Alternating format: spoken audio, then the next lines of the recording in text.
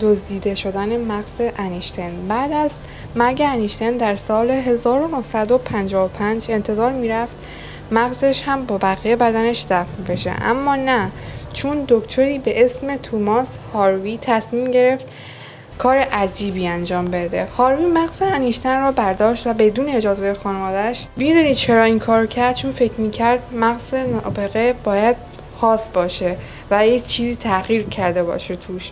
هاروی مغز رو به 240 قطعه کوچیک تقسیم کرد و توی شیشه های مخصوص بعضی از این تکه ها رو فرستاد برای دانشمندان دیگر تا بررسی کنن که آیا مغز انیشتین واقعا با بقیه فرق داشته یا نه. اما نتیجه چی شد؟ هیچی، فقط حس، گمان. سالها بعد پسر انیشتین از این موضوع باخبر شد و حسابی ناراحت شد.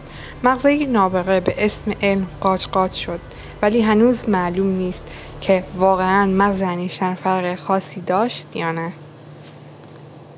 ویدیوها خوشتون اومده چنل منو لایک، کامنت و سابسکرایب کنید و برای دیدن با بقیه ویدیوها با ما همراه باشید.